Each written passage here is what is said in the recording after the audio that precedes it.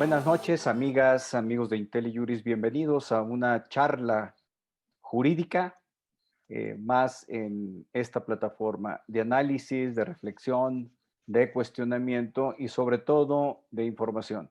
Y para esos propósitos hoy tenemos de nueva cuenta a un conocido de ustedes, don Fernando Martínez Cos. Fernando, buenas noches. ¿Qué tal, Luis? Buenas noches. ¿Cómo están todos? Fernando, te presento porque es parte del protocolo, pero sabemos, quienes te hemos escuchado, de tu larga trayectoria en temas digitales, con un enfoque especial en el sistema de administración tributaria, donde trabajaste y construiste gran parte de la infraestructura de sistemas e informática que hoy opera.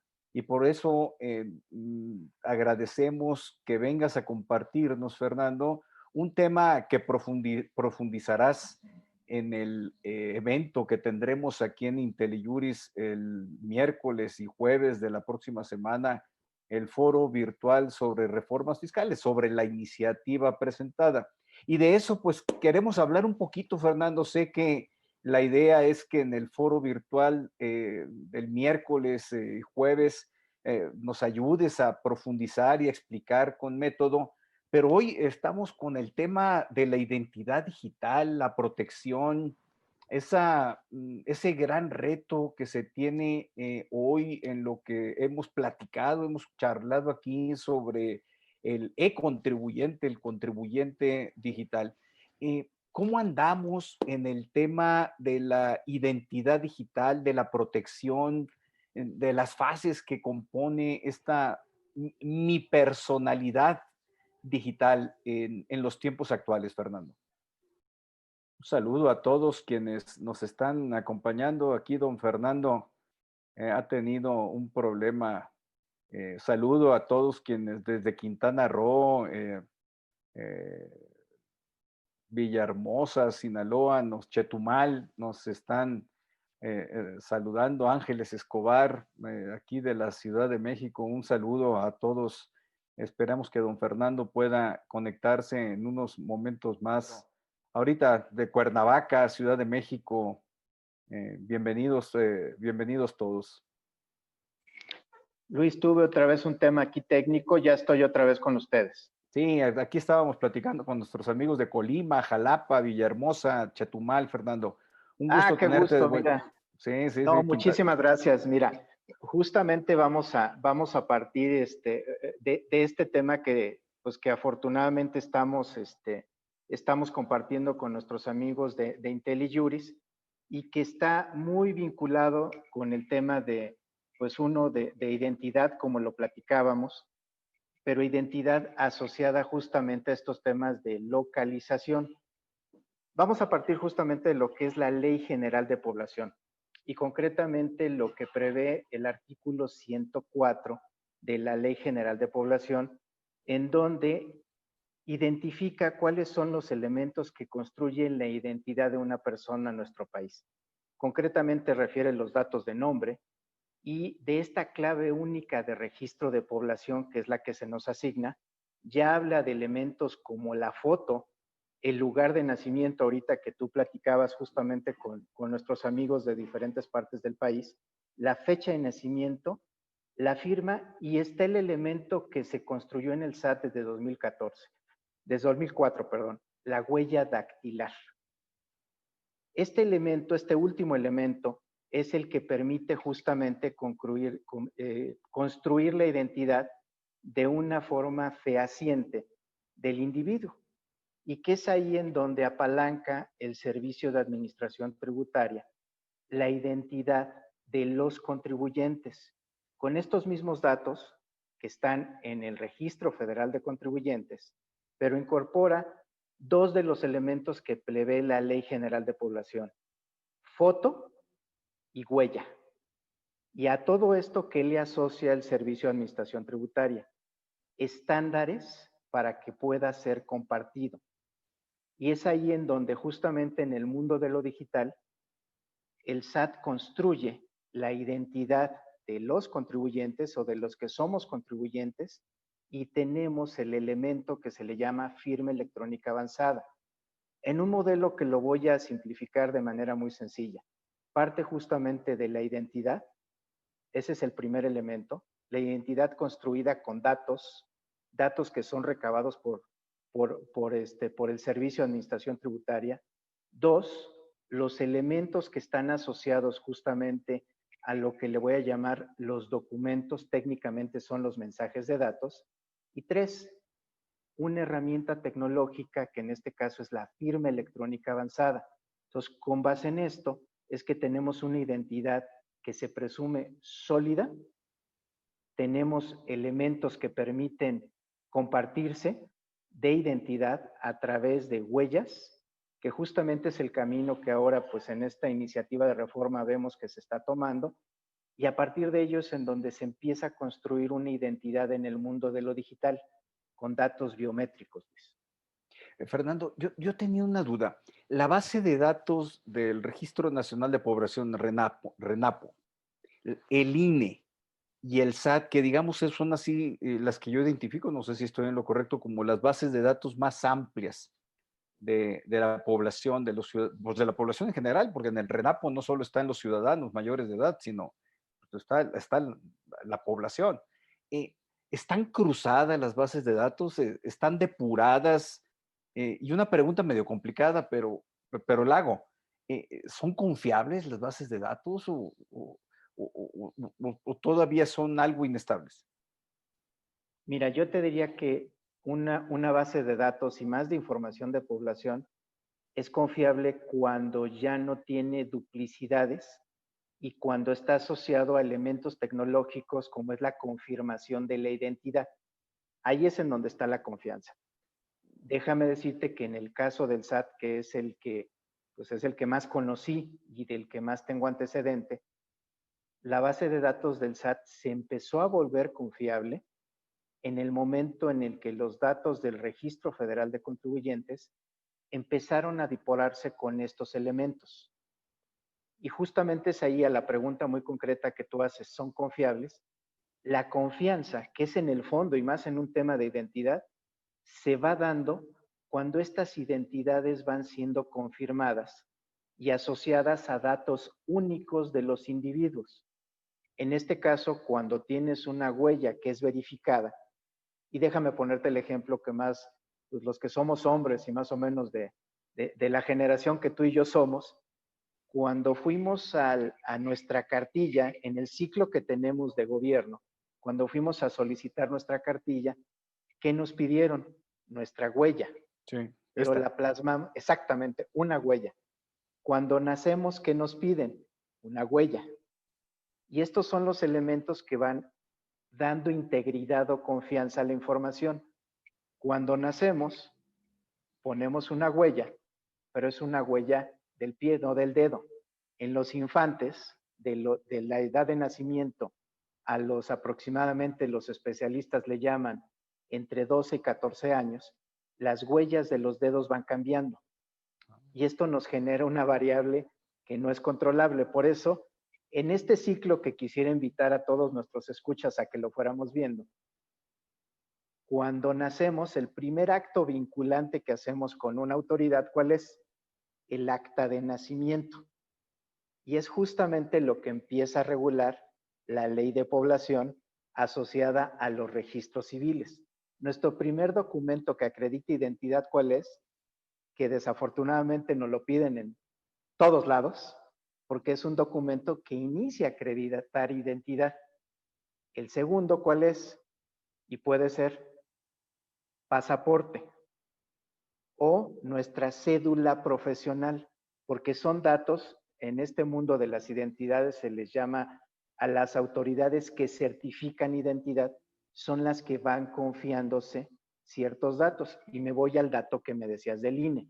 El INE tiene una base de datos amplia, muy amplia, que estamos hablando de población votante, y en donde recientemente justamente el INE ya empieza a tomar elementos de verificación de identidad. ¿Estos qué quiere decir? Datos biométricos que está validando en línea. Esto el SAT lo viene haciendo desde el 2004. Toma las huellas y esas huellas se verifican y se asocian a mi identidad de manera única. El INE lo está haciendo desde hace algunos años y ya incorpora elementos de validación de identidad. ¿Esto qué significa? Se va volviendo más confiable la base de datos, pero tarda muchos años, el poder consolidar esta pregunta que tú me haces y que es la piedra angular de cualquier base de datos, en este caso de identidad, que sea confiable. ¿Para qué? Para actos jurídicos. No hablemos del mundo del Internet, porque el mundo del Internet, y ahorita creo que vale la pena que entremos, ¿cómo es que en el Internet se acredita identidad? Esto es, le voy a llamar, en el mundo de lo vinculante o los actos formales, en donde hay actos de autoridad, tenemos elementos que nos identifican. Un acta de nacimiento, quedó muy desacreditadas las licencias de conducir porque no validan desgraciadamente ningún dato. Los pasaportes sí lo hacen, CURP, las cédulas y las cédulas profesionales, ¿por qué son confiables? Porque me acreditan toda una historial académica de todos los años que estudié y durante todos esos años fui el mismo. Es decir, marca una conducta y se vuelve confiable justamente por eso. Entonces son todos estos elementos los que van dando confiabilidad. El tema de las credenciales de lector es muy interesante porque justamente es lo que se busca, cómo hacerlo confiable y hacer individuos únicos. Ese es el reto que tienen estos temas de identidad, volverlos únicos y volverlos confiables. A ver, y en este tema de volverlos únicos, un problema que se presenta y cada vez se amplía o se agrava, se agudiza, es credenciales oficiales del INE o pasaportes oficiales que constatan o acreditan identidades que no corresponden a la persona física. No sé, se aparecerá, y conoces tú una abogada con la que colaboramos de cerca, no sé, pero voy a poner su ejemplo en mi persona. Aparece un Luis Pérez de Hacha con una credencial oficial del INE, es decir, no es una credencial falsa. Aparece un Luis Pérez de Hacha con otra dirección, con otra foto y con otra huella digital. ¿Cómo es eso posible, Fernando? Es por lo que tú estás diciendo, no se ha logrado la unicidad en la identificación de la persona, porque esa persona que fue y me suplantó mi identidad, que se le llama identidad robada coloquialmente, pues tuvo que hacer constar algunas huellas digitales, sus huellas digitales. Y esas huellas digitales, pues probablemente estén en su credencial del INE, la adecuada, o si es un profesional del secuestro de identidades, pues tendrá tantas huellas digitales que en cuantas credenciales del INE tenga expedidas a nombre de otros, pero en su beneficio. Tenemos ese reto todavía por delante, pero los pasaportes también es otro tema que se está presentando. Pero bueno, ya después me muevo al SAT porque de eso lo hemos platicado más. Eh, y ahorita que dices, toma varios años, pues como que sí me quedé un poquito sorprendido, ¿no? Mira, de hecho, déjame decirte, y para todos nuestros escuchas, justamente esta ley de población, cuando yo tuve contacto con ella, tú sabes, no soy abogado, pero me metí de fondo con los Pues, abogados para ver el tema. ¿tuviste qué, no? ¿Tuviste qué? Sí, no tuve otra alternativa que ver. Data justamente del sexenio de Luis Echeverría. Y ya desde ahí se preveía que en nuestro país existiera una cédula de identidad ciudadana única. Y que justamente, pues por ahí de hace 2 décadas, en el 2004-2005, veo que toma estos elementos. Digo, bueno, ya teníamos un concepto de cédula de identidad ciudadana, de la cual como país carecemos. Y estos elementos toman vigencia y toman pues, actualidad. ¿Por qué? Porque lo que tú dices es algo real en los que cualquier ciudadano debemos de tener cuidado. Uno, cuando tú estás frente a un documento que parece ser oficial, llámese un documento para votar, en este caso del INE, nuestra credencial para votar, o un pasaporte, estos documentos en sí mismos contienen elementos que presumen a la vista del ojo humano que son auténticos. Y solamente la verificación en línea, que el INE ya lo hace, ya lo tiene habilitado el INE esta posibilidad, que tú puedas verificar la autenticidad de esos datos, que puedas verificar que sea válida esa identificación con los datos que tiene. ¿Cuál es el problema que no superan? Ni el INE ni el SAT, que si te usurparon la identidad y en nombre de otra persona fueron entregadas tus huellas con tus datos de identidad, desgraciadamente vas a tener una identidad protegida con el INE, pero con otros datos a nombre tuyo. Ese riesgo todavía no se resuelve. ¿Por qué? Porque no hemos cerrado el ciclo de nacimiento, que hay países que lo tienen muy, muy bien construido. Un ejemplo, pues es Estados Unidos, algunos países sudamericanos, por ejemplo, ubico el Ecuador, que tienen cédulas de identidad nacionales.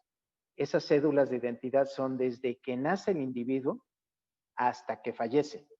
O sea, están bastante bien trazada la conducta. Nuestro país no tiene esa historia. Nosotros no.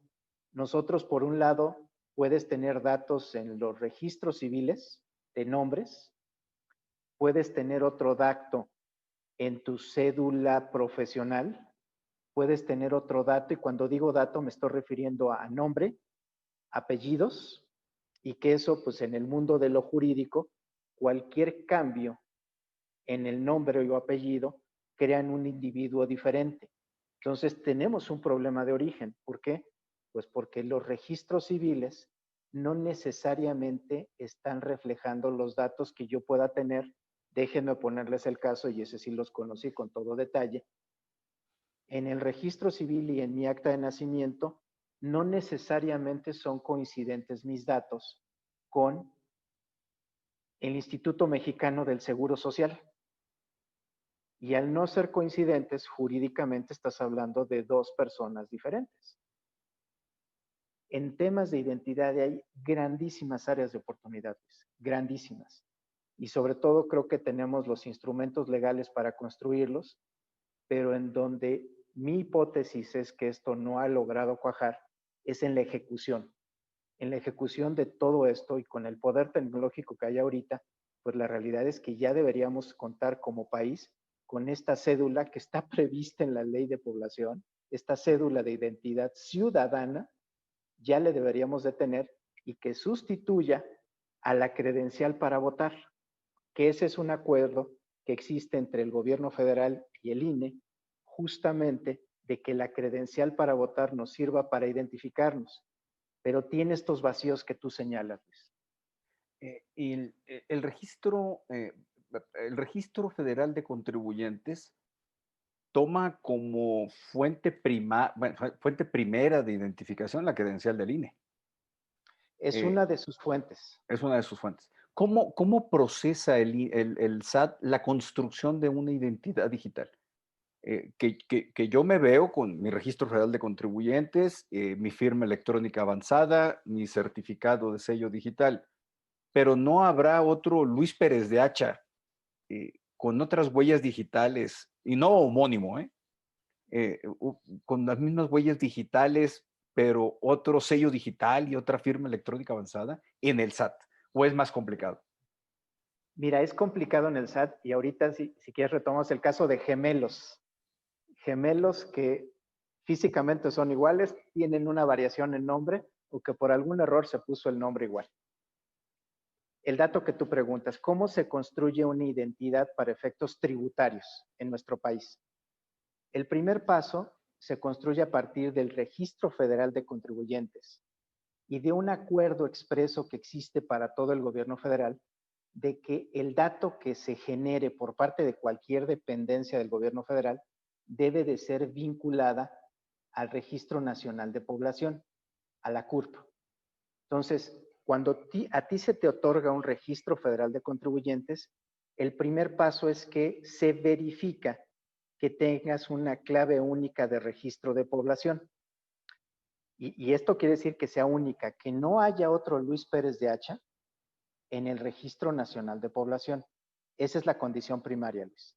Es decir, RFC único, clave única de registro de población única, y con base en ello se te otorga un registro federal de contribuyentes, en el caso de una persona física, a 13 posiciones. Sin embargo, ahí empezamos con problema país.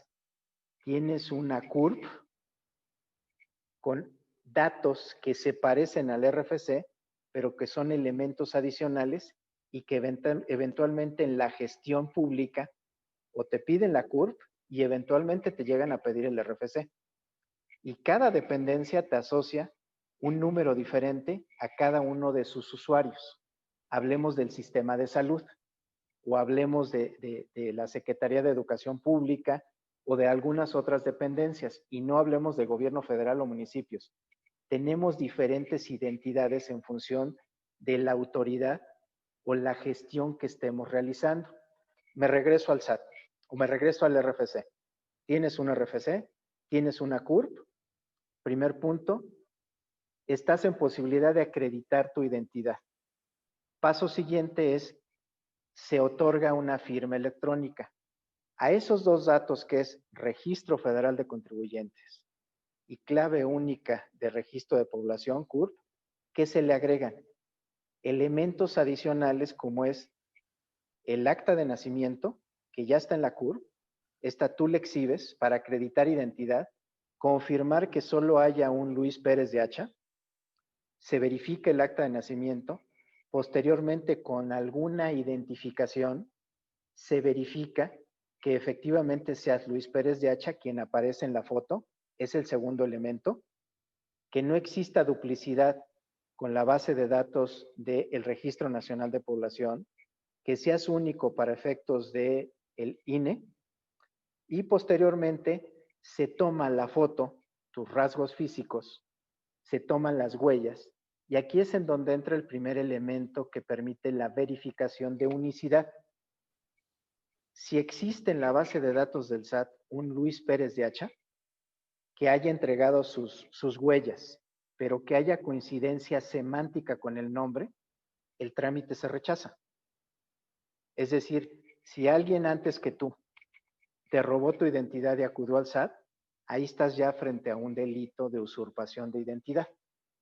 Pero es primero semántico y después se confirma con biometría.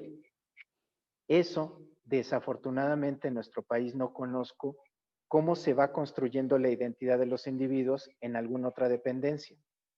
Hoy ya el INE ya también está vinculándolo con la CURP, ya hay una verificación de minucias en las huellas, incluso en las nuevas credenciales para votar, ya se están incluyendo esas minucias que permiten con el rechazo.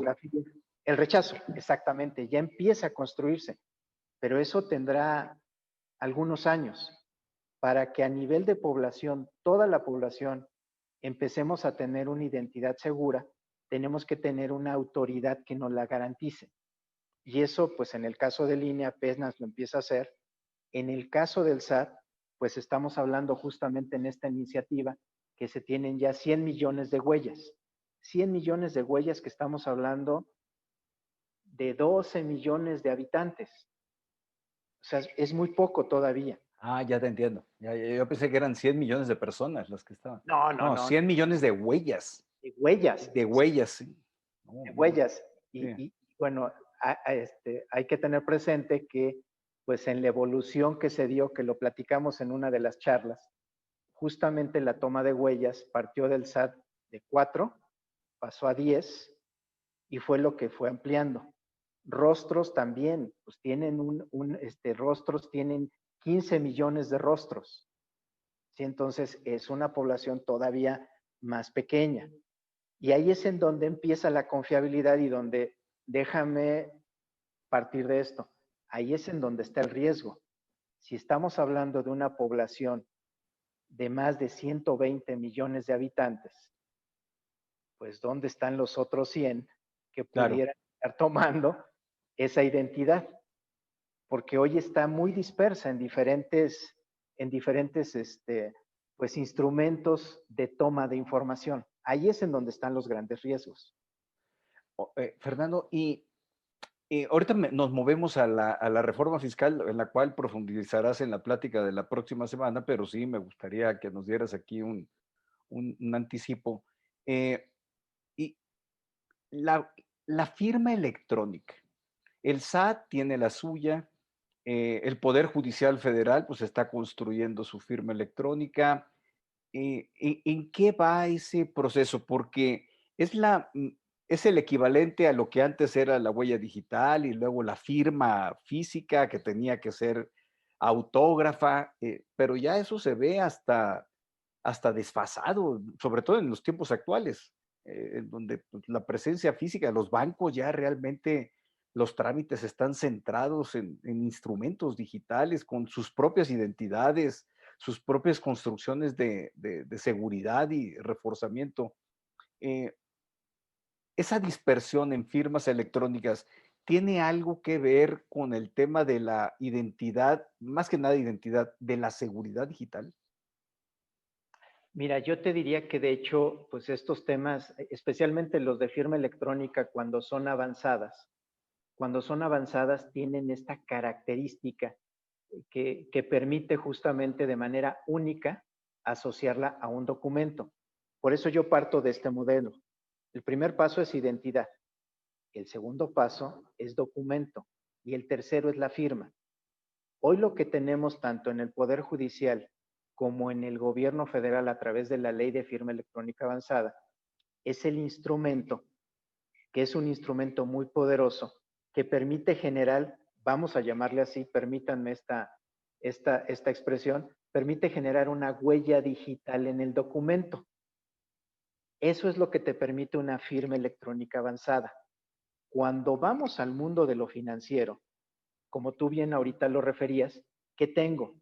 Tengo mecanismos de identificación, tengo conductas y un conocimiento del sistema financiero que permite acreditarme identidad. Yo te diría, yo soy Fernando Martínez Cos para efectos de el Banco A, pero puedo ser Fernando Benito Martínez Cos si estoy en otro banco. Ahí es en donde estos temas de identidad ya no son tan sólidos. Oye, el Benito muy de moda, por cierto, ¿eh? Ándale, bueno, ese es mi segundo nombre, ese Este es nombre. no, yo sé, nada más quise apuntarlo. Pero, pero por ejemplo, el Poder Judicial de la Federación trae su propia, está desarrollando su propio modelo de firma electrónica. Me voy a regresar a una pregunta que me surgió. ¿Qué diferencia hay entre firma electrónica y firma electrónica avanzada? Mira, una firma electrónica tiene la característica de poder, yo le suelo llamar, abrir la puerta en el mundo de lo digital. Es una contraseña. Ya. ¿Cuál es la característica de esta contraseña? Lo mismo que yo sé, lo sabe con quien voy a interactuar. Es decir, mis contraseñas están en una base de datos de un tercero. Esto se les llama contraseñas simétricas o llaves simétricas. Pues se utilizan muchísimo, ¿no? Pues son las que entro yo de los famosos password, ¿no?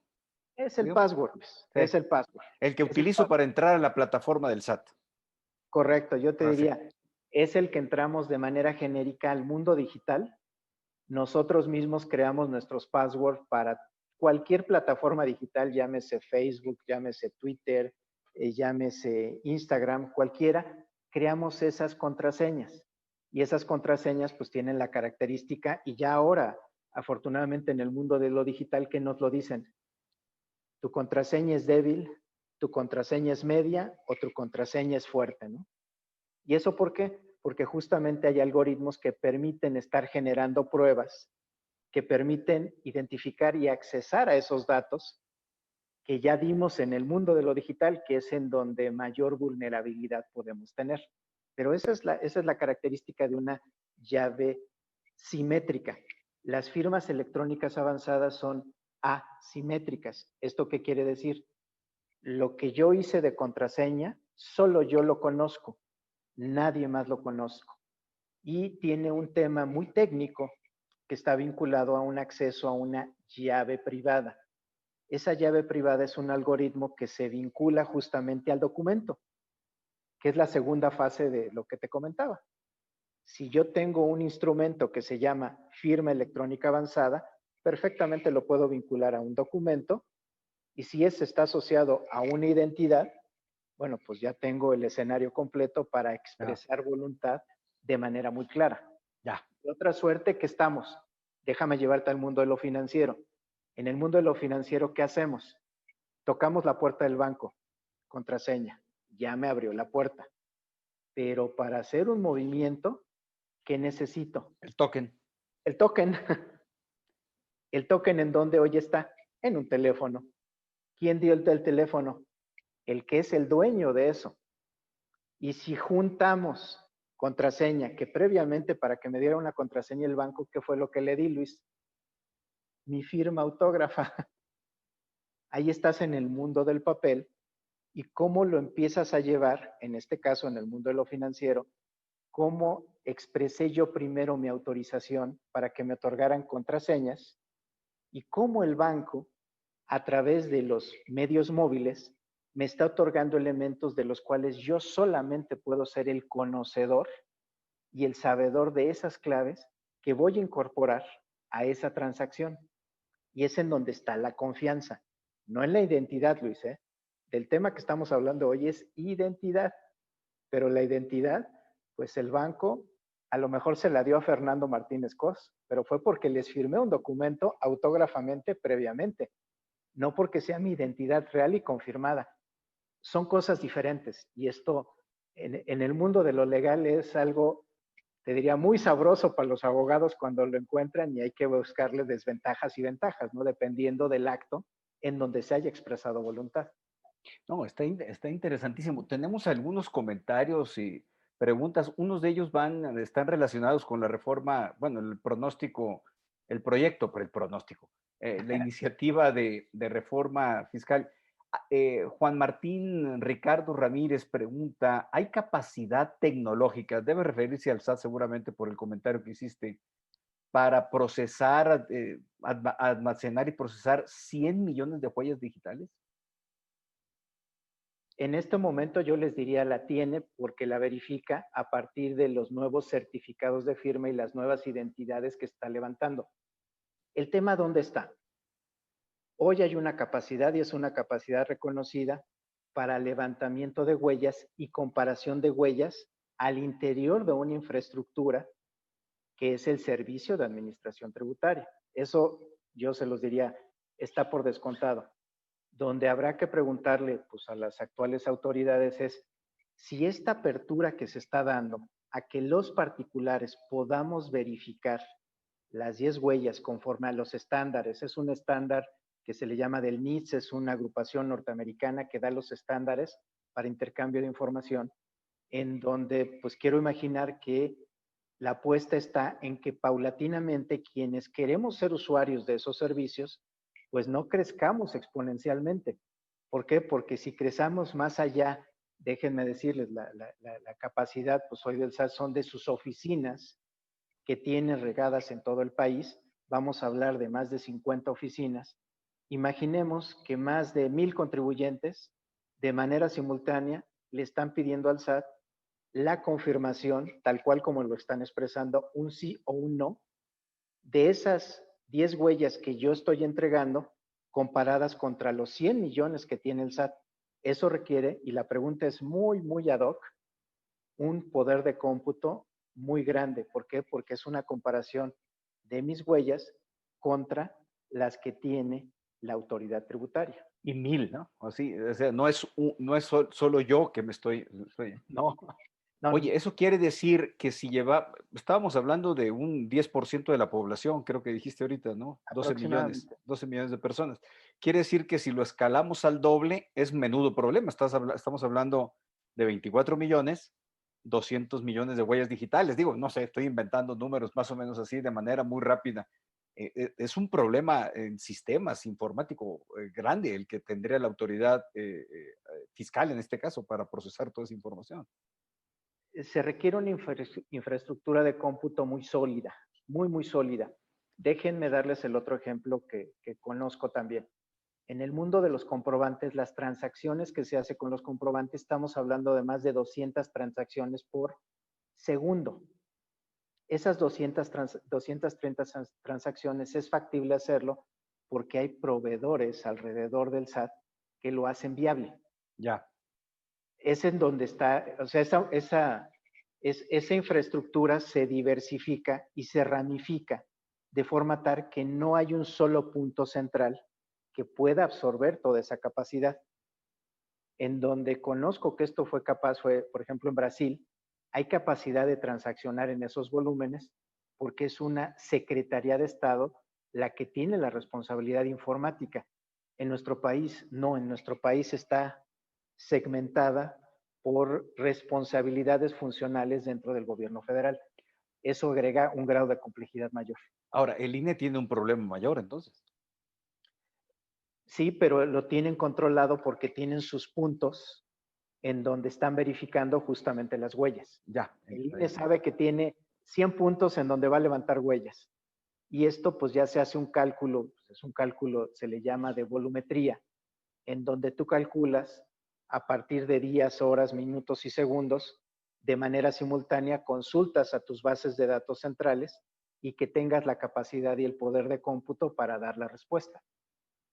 Fernando, Matilde Bolívar Marín comenta, ¿qué pasa con personas que tienen hasta 3 registros federales de contribuyentes o CURP? ¿Qué rol juega la homoclave en esto? ¿Es un problema real? Sí, Que una claro. persona, ¿sí? Sí, sí, O sea, sí. hay un Luis Pérez de Hacha con 3 registros federales de contribuyentes. No necesariamente un Luis Pérez de Hacha, pero sí puede haber homonimias semánticas. Es decir, un Luis Pérez de Hacha, pero aparte le tienes que pegar estos datos que te comentaba. Ya. Es Luis Pérez de Hacha, sí, pero nació en Sinaloa. Aparte, en la localidad, Ya. aparte en el año, cuando hay, yo le llamo esta similitud semántica, y cuando digo semántica es nombre o nombres, apellidos, materno, paterno, año de nacimiento, día de nacimiento, mes de nacimiento, lugar de nacimiento. Es decir, todos estos datos cuando se conjugan y son iguales, ahí sí estamos ante una duplicidad. ¿Dónde están los principales temas? Cambios de días, los nombres que vienen conjugados o nombres compuestos. Ese sí es un gran problema porque pudo haber generado 2, 3 más registros federales o 2 o 3 más CURPS. Ese es el tema en donde inicialmente platicábamos, Luis, es la depuración y la confianza en un padrón, en este caso es el padrón de población, que lo traducimos en un gran registro de población y en donde estamos ahí todos metidos. ¿Por qué? Porque tenemos un acta de nacimiento y ahí es en donde empezamos a construir identidad, no la que tengo en el banco, no la que construí para efectos de educación, no la que construí para efectos de salud, porque somos diferentes Luis Pérez de Hacha dependiendo del rol en el que estés. Tú eres Luis Pérez de Hacha porque has construido un nombre, has construido toda una trayectoria profesional y tienes una serie de registros que así lo acreditan. Pero si me voy a Luis Pérez de Hacha en Internet, pues hoy los grandes explotadores o como les dicen ahora, los científicos de datos, pues gozan con toda la información que tienen en su poder y pueden vincular a Luis Pérez de Hacha en Facebook, en Twitter, en TikTok, en la base de datos en donde estés registrado, eres susceptible de que tus datos, si son reales porque no se verifican, ahí es en donde tú apareces. Oye, no, está interesantísimo porque la identidad digital, pues es el, eh, es otro rubro que corre por separado de la identidad legal, que Correcto. y eso lo hemos platicado últimamente. De hecho, por eso surgió la idea de esta charla. Yo quién soy en Internet o en el mundo digital y cómo proceso, cómo opero y cómo aseguro mi identidad. La identidad le voy a llamar jurídica, porque yo soy un proceso como abogado, soy un ente jurídico. Claro. Sí, tengo una realidad, bueno, más allá de lo metafísico, todo lo que corresponde, bueno, tengo una realidad porque el derecho me la reconoce. Y Claro. eso exige la identidad, ¿no? Por nombre. Incluso por eso surgió, voy a hacer una anécdota aquí, en el derecho romano, y que fue donde se desarrolló más el tema del nombre, estoy hablando hace 2000 años, pues por eso tenemos un nombre, para designarnos y señalarnos. Fíjate que Juan Antonio de Arana, a quien conoces bien y te manda a saludar, Por supuesto. dice, tenemos muchos casos que cuando la persona por haber extraviado la credencial del INE, la vuelve a obtener, le registran con un nomoclave diferente cuando la persona presenta ese credencial a un banco automáticamente. El SAT y el banco le registran otra clave del Registro Federal de Contribuyentes. El cambio está en nomoclave y entonces la persona tiene doble Registro Federal de Contribuyentes, lo que estamos comentando. Lo que hacemos primero es acudir a obtener la CURP correcta y posteriormente cambiar la credencial del INE. Con esa modificación se hace cita en el SAT y se cancela el RFC no correcto.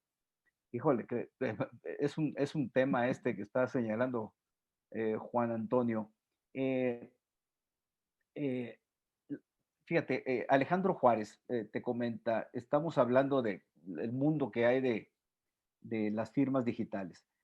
Fernando, pero no la buena práctica sería que independientemente del emisor, Poder Ejecutivo, SAT, Poder Judicial, la firma electrónica fuera una sola y la identidad fuera una sola basada en un mismo estándar, pero conservando portabilidad multiplataforma. Saludos. Medio entiendo, Fernando, ayúdame digo, se ve que Alejandro es un experto en el tema, pero ayúdame a entender a mí que el tema se me enreda desde de lo digital y firma electrónica avanzada. Hay una ley de firma electrónica avanzada. Sí, pero justamente esta ley en donde desafortunadamente, y ahí asumo la responsabilidad que en mí deba de caer, es una ley que no es nacional, Luis. Es una ley que aplica, o los sujetos son las dependencias de gobierno federal y su vínculo con los ciudadanos. Es un concepto muy sutil y que justamente platicándolo con abogados, ellos la recomendación que me hicieron en su momento, me decían es que se debió de haber creado una ley nacional de firma electrónica que abarcara a estados y municipios, de forma tal que jurídicamente no dejaras margen de maniobra a otras instancias. Esa es una. Ese es un concepto muy jurídico pues que sí, caí en la reflexión de que debió de haberse hecho de esa forma. Sin embargo, pues al no ser así, justamente, y te diría, está mitigado el tema de estados, municipios y federación, porque sí tienes una sola firma. Tienes diferentes regulaciones. En este foro, pues vale la pena decir que, pues al menos ubico más de 20 legislaciones estatales que reconocen los medios digitales para su gestión de los ciudadanos en cada una de las entidades federativas. O sea, cada entidad desarrolló esto que estamos viendo y que me preguntas, de federación y pues el Poder Judicial, la verdad es que está muy controlado. Imaginémonos que esto hubiese sucedido a nivel de estados y a nivel de municipios. Los estados hicieron sus marcos normativos para usos de firmas electrónicas y están hechos, con una práctica jurídica, yo diría, con algunos cuestionamientos que con algunas entidades sí tuve oportunidad de platicar y sobre todo este lenguaje jurídico de lo digital, si hay que aterrizarlo en un lenguaje que resulte práctico y entendible para quien aplica la tecnología. Entonces, pues efectivamente traemos ahí dos escenarios. Cuando se habla de una sola plataforma, querría decir que esta firma electrónica sea reconocida por la plataforma del gobierno federal en trámites federales, por la plataforma estatal en trámites estatales, llámese Colima, llámese Nuevo León, llámese Chiapas, es decir, en cualquier entidad, esta firma que es federal también toma avisos estatales y déjame llevarlo a lo que sería el sueño ideal. y que también es reconocida a nivel municipal. Eso no sucede en nuestro país. De hecho, en el mundo no conozco un caso en donde una firma electrónica avanzada tenga todo este alcance porque tiene sus frenos para ser adoptada. Nuestra realidad país es que no tenemos primero una identidad única. Yo les diría, hoy Luis Pérez de Hacha seguramente es uno para efectos del gobierno federal, seguramente eres otro ubicado en la entidad en donde estés, para algunos trámites puede ser otro, y para efectos municipales o de predial o de algún otro trámite puede ser otro. O el Poder No Judicial, utilizando, soy otro. El Poder o Judicial eres Federal, otro. soy En otro. tus actuaciones como Digo, abogado, sigo siendo yo, pues, pero con identidad distinta, identidad digital. sí, a lo mejor eres Luis Pérez y Hacha, Luis Pérez de Hacha. Alguien por ahí se equivocó en la captura, que ese es un tema muy fuerte en temas de identidad. Cuando hay letras diferentes dentro de la semántica de nombre, pues evidentemente te conviertes en otro individuo. Todos esos temas son pues los que enfrentamos cuando se intentan construir patrones confiables. Y cuando se habla de plataformas y que sean plataformas interoperables, pues estamos hablando de plataformas únicas que así como ahorita, la verdad es que yo creo que es muy loable el esfuerzo que está haciendo el SAT de compartir huellas, debe de ser una plataforma que le permita a todas las instancias poder verificar identidad. Hoy, desgraciadamente, pues cada quien somos quien queramos ser, y déjame decirte, yo le hablo el templo de lo fraudulento ahí a espaldas del SAT en Santo Domingo, en donde tú puedes ser quien quieras ser con un título profesional, con un pasaporte, con una credencial de lector, y a quien verifica yo le llamo de manera estática, es decir, no dinámica. Es decir, si yo quiero verificar la identidad de Luis Pérez de Hacha con un pasaporte y no verifico los elementos de seguridad intrínsecos dentro del pasaporte, yo confío en lo que veo, que eso es lo que desafortunadamente, pues en muchas de las gestiones que llevamos a cabo, así es como funciona. Lo que veo, lo que tengo y lo que me es visible. ¿Qué es lo que tengo? Un pasaporte. ¿Qué me es visible? Un nombre y apellidos. ¿Qué si tengo? Una vigencia. ¿Qué otra cosa estoy observando? Una foto. Pues sí parece que es Luis de Hacha, ¿no? Sí, sí es él. Confío en lo que tengo en la mano y lo que tengo enfrente. Difícilmente se verifica Se da el contra siguiente la paso. fuente emisora, que eso trae toda una connotación de quién certifica la identidad. Y déjame llevártelo a algo más complejo. ¿Quién certifica la identidad país? ¿Y quién certifica la identidad a nivel internacional? Sobre todo para las empresas, se oye en un mundo global, ¿quién certifica la identidad en contratos a nivel mundial? Hoy Claro. decimos que es el pasaporte. Yo ahí haría un alto. Espérense, vamos a repensarlo mejor con los abogados para ver a dónde nos lleva, sobre todo en un tema de materialidad, Luis. Sí, ahorita vamos para allá, Fernando, que vas a profundizar en esto la próxima semana en el foro virtual de Interiuris sobre el proyecto de reformas fiscales. Pero siempre viva Granados Ramos nos hace una pregunta que si puedes repetir el nombre del sistema o empresa que da los estándares de Estados Unidos sobre huellas digitales. Es el NIST. Pónganle en el Google NIST. Es el National International Technology, que es una institución del gobierno de Estados Unidos que da los estándares internacionales para compartir huellas. Y sí, concretamente tienen que entrar al segmento de biometría o biométricos, tienen que entrar ahí y encontrar esos estándares. Deben de ser de por ahí del 2014-2015. Fernando, otra pregunta de siempre viva. Los bancos, y yo pongo aquí además los notarios, ¿tienen una conexión con el INE para verificar la validez y vigencia de las credenciales del lector? ¿Es correcto? Y esa conexión, ¿también la tienen con el SAT o no? Los Sí, bancos. sí, también. Entonces, sí. digamos que sí hay una identidad verificada, digamos. Déjame decirlo así. Verificas la existencia semántica de nombres y vigencias. Ya, claro. Siendo consistente con lo que has precisado anteriormente, pues sí, la identidad semántica. Sí, ahí yo la dejo. Sí. Oye, hay varias preguntas en el chat, pero en la sección de preguntas, pero no me quiero ir sin ¿Qué propone la reforma fiscal para el siguiente año, Fernando, en este tema concreto?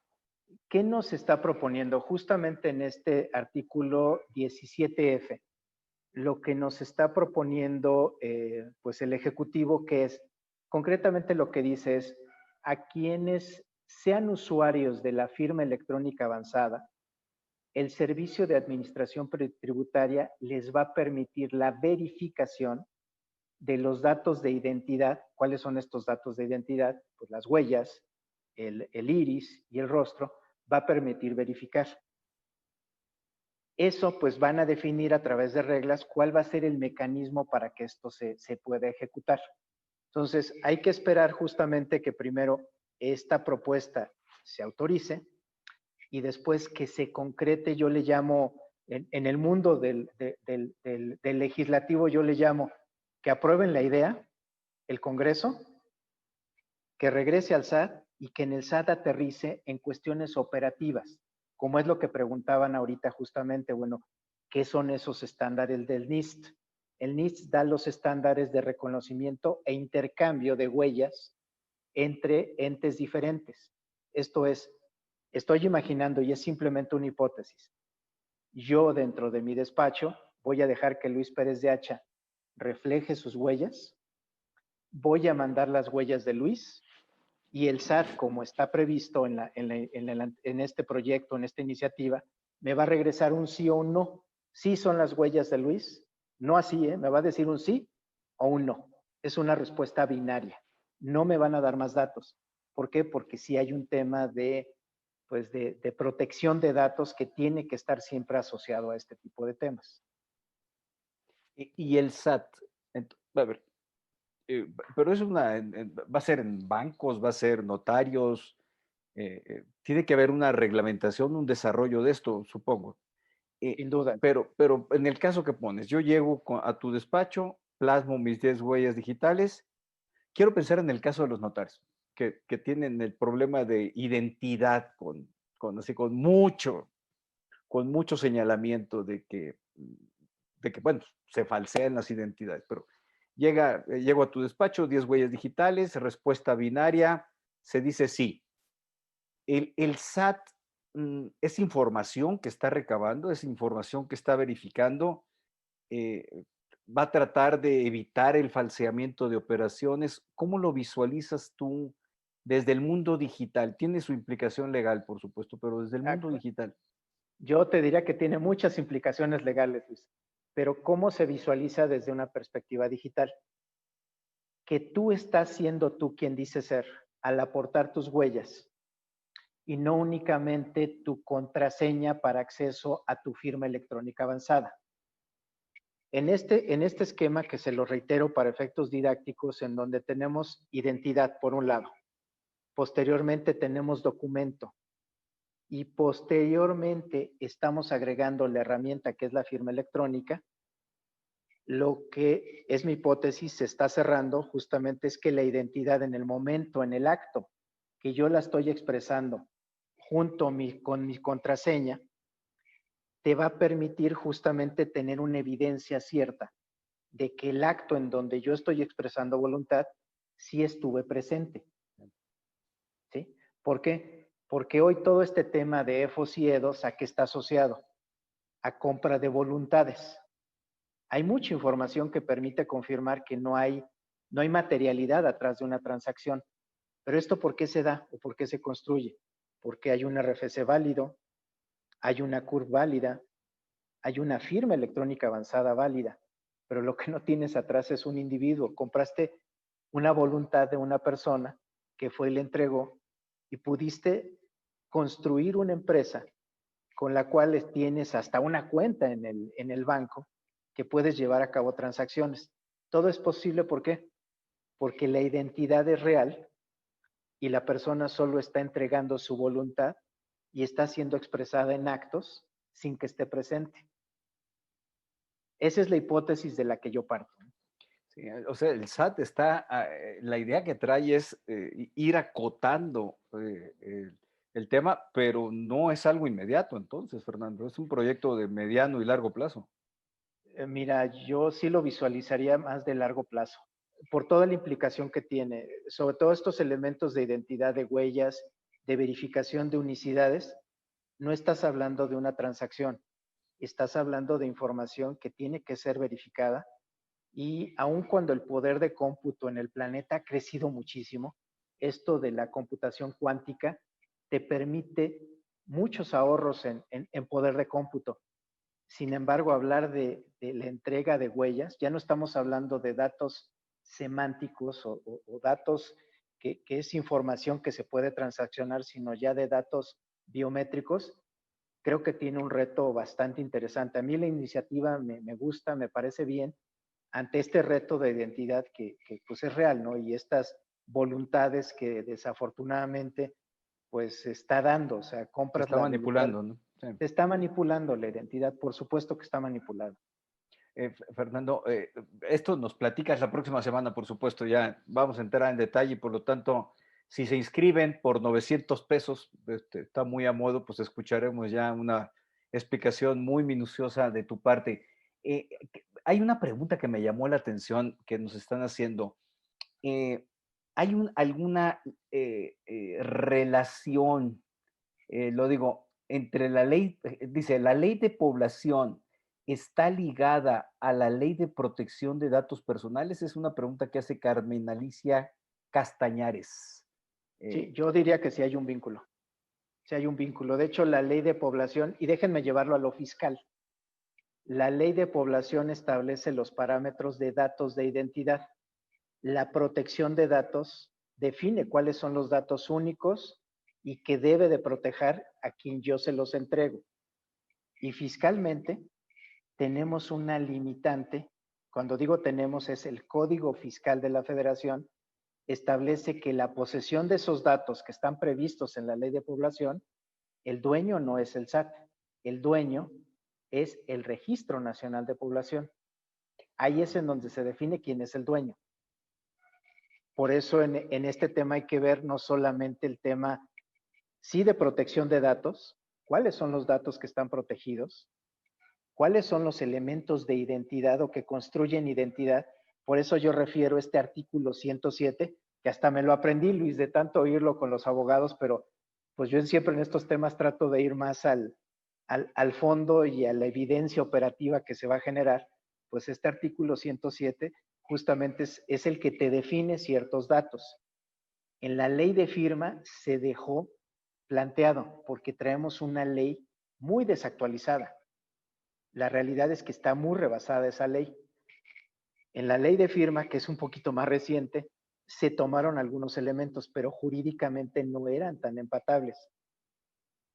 El tema de protección de datos o la ley de protección de datos en posesión de particulares retoma algunos elementos, pero todo esto son los que se van hilvanando y por supuesto que tienen relación, pero hay que verlos como yo suelo decir, no de manera vertical, sino totalmente horizontal para que guarden un sentido y una lógica. ¿Qué nos dice la ley de población?